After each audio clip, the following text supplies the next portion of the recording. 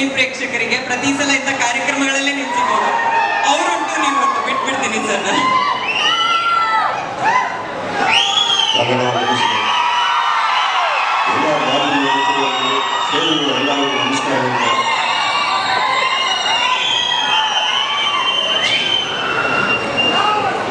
ಒಂದು ಆಲದ ಮರ ಇದೆ. ಆಲದ ಮರ ಬೆಳಿಬೇಕಾದ್ರೆ ಯಾವ ಸೈಜ್ ಇರುತ್ತೆ? ಫಸ್ಟಿಗೆ ಯಾವ ಸೈಜ್ ಇರುತ್ತೆ? ಒಂದ್ ಸಣ್ಣ ಇಷ್ಟು ಸಸಿ. ಹೌದು. ಅದಾದ್ಮೇಲೆ ದೊಡ್ಡದಾಗುತ್ತೆ. ದೊಡ್ಡದಾಗ್ತಾ ಆಗ್ತಾ ಆಗ್ತಾ ಎಷ್ಟು ದೊಡ್ಡದಾಗ್ಬೋದು ಆಲದ ಮರ? ಎಷ್ಟೋ ಜನರಿಗೆ, ಎಷ್ಟೋ ಪ್ರಾಣಿ ಪಕ್ಷಿಗಳಿಗೆ ನೆರಳಾಗೋ. ಅಲ್ಲ, ಫಿಲಾಸಫಿ ಬೇಡ.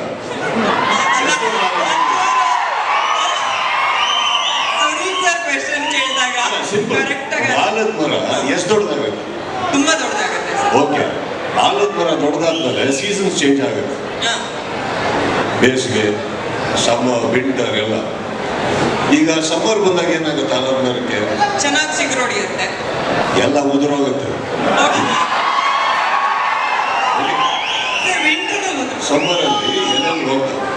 ಆಮೇಲೆ ಮಳೆಗಾಲ ಅಂತ ಬರುತ್ತೆ, ಎಲೆ ಚಿಗುರುತ್ತೆ, ಹಣ್ಣು ಬಿಡುತ್ತೆ. ಅರ್ಥ ಆಯ್ತಾ? ಒಂದು ಸಸಿ ಅಂತ ಇದ್ದಿದ್ದು ಕನ್ನಡ ಚಿತ್ರರಂಗ ಬಹಳ ವರ್ಷಗಳಿಂದ. ಆಲದ ಮರ ಬೆಳೆದ್ಮೇಲೆ ನೀವು ಇವತ್ತಿಗೆ ಬಿದ್ದೋಯ್ತು, ಸೋತೋಯ್ತು, ಗೆಲ್ಸಿ, ಮತ್ತೆ ಗಾಳಿ ನಾವು ಅರ್ಥ ಮಾಡ್ಕೊಬೇಕಾಗಿರೋದು, ಎಲ್ಲ ಚಿತ್ರರಂಗನೂ ನಮ್ಮ ಲೈಫಿಗೂ ಡಿಫ್ರೆಂಟ್ ಅಲ್ಲ. ನಿಮಗೂ ಹೇಳ್ತಾ ಇದ್ದೀನಿ, ನಮ್ಮ ಸ್ನೇಹಿತರ AP ಅರ್ಜುನ್ ಸೋಲೋದೇ ಗೆಲ್ಲೋದಕ್ಕೆ. ನಮ್ಮ ಕನ್ನಡ ಚಿತ್ರರಂಗದಲ್ಲಿ ಎಷ್ಟು ಸಿನಿಮಾ ಸೋತಿಲ್ಲ. ಓಕೆ, ಬಿಗಿನಿಂಗ್ ಇಂದ ಹಿಡಿದು ಇಲ್ಲಿವರೆಗೆ 70 ವರ್ಷ ಚಿಲ್ಲರಾಗಿದೆಯಾ? ಎಷ್ಟು ಸಿನಿಮಾ ಸೋತಿದೆ? ಸಾಕಷ್ಟು ಸೋತಿದೆ. ಗೆಲುವುಕ್ಕಿಂತ ಜಾಸ್ತಿ ಕರೆಕ್ಟ್ ಎಷ್ಟು ಸಿನಿಮಾ ಗೆದ್ದಿದೆ.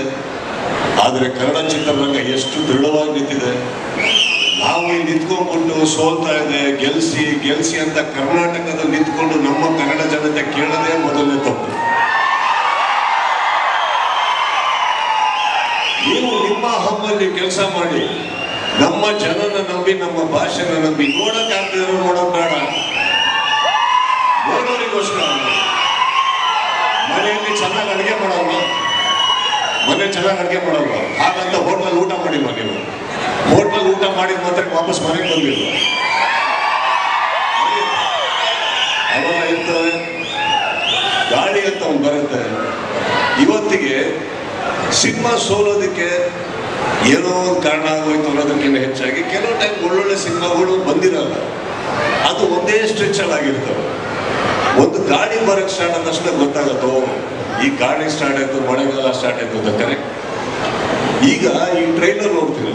ಟ್ರೈಲರ್ ನೋಡ್ಬೇಕಾದ್ರೆ ವಿನಯ್ ನಮ್ಮ ಹುಡುಗ, ರಾಘಣ್ಣ ನಮ್ಮ ಹುಡುಗ, ಎಲ್ಲ ಸೈಡಿಗಿಡೋದು. ನೋಡಿದ ತಕ್ಷಣ ನಮಗೆ ಕುತ್ಕೊಂಡಲ್ಲಿ ನಮಗೆ ಒಂದು ಫೀಲ್ ಆಗಲಿಲ್ವ? ಈಗ ಎಂತ ಟ್ರೈಲರ್ ಅಂತ ಅನ್ಸಲ್ವಾ?